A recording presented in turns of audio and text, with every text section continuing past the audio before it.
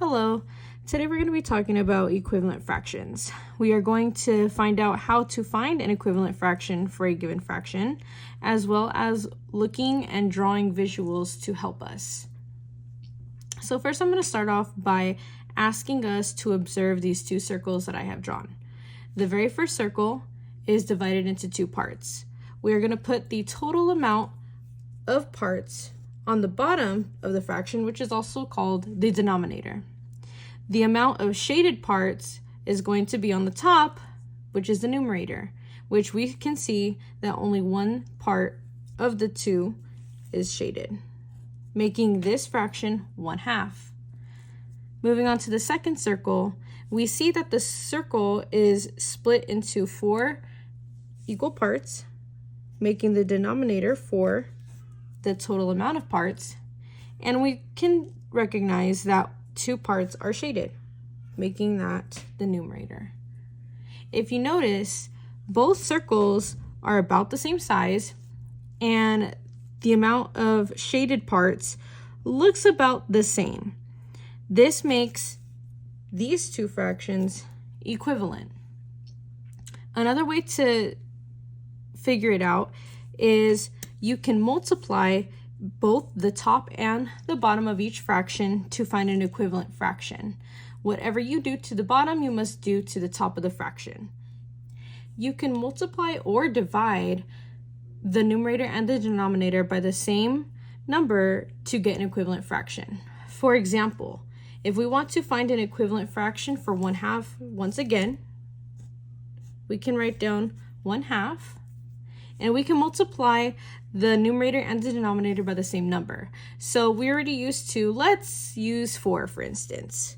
We are going to multiply both numbers, both the numerator and the denominator, by 4, making and turning this fraction into 1 times 4. The numerator is 4. And then 2 times 4, which is 8. This makes 4/8 an equivalent fraction to 1/2. Let's say we wanted to find an equivalent fraction for 5/6. Let's write that down. 5/6. We can easily multiply the numerator and the denominator by the same number. Okay, we will go with, let's just say 5. So we'll multiply both by 5. Okay, turning 5/6 into 5 times 5, which is 25. And then 6 times 5, which is 30. This makes 25/30 an equivalent fraction for 5/6. Let's try finding an equivalent fraction using a visual by drawing out a picture. We need to figure out if 3/4 and 6/8 are equivalent. So let's draw that down. 3/4 and 6/8. What we can do is we can draw a rectangle visualizing these fractions. So we need a rectangle that is split into 4 equal parts.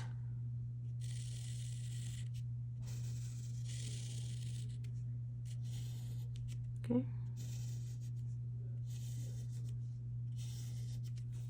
Okay, that's about right. Okay, so now we have 4 equal parts out of this rectangle. We need 3 of those parts shaded.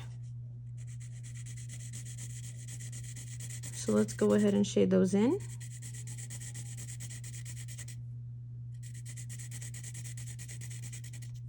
There we go. Now we move on to the next fraction, 6/8. So we are going to draw a rectangle and split that into 8 equal parts.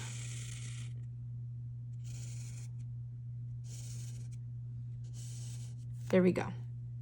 Now that we have split this rectangle into 8 equal parts, we need to shade in 6 of them. So let's go ahead and do that.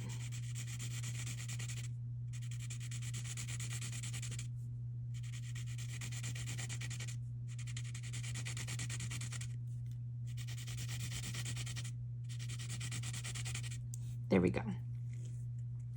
Now by looking at this rectangle, we can notice that it looks about the same size and it is shaded about the same amount as each other. To figure out if they are equivalent, we can use a visual just like this, like we did, or we can look at the difference between the numerator and the denominator for this fraction and compare it to this fraction. Okay, can 4 go into 8? It absolutely can. It can go into it twice. So that means we multiplied the denominator by 2, making the next equivalent fraction 8. If we notice 3 can go into 6 twice as well, we notice what they did to the bottom, they also did to the top. So this makes this fraction 6/8 an equivalent fraction to this fraction 3/4.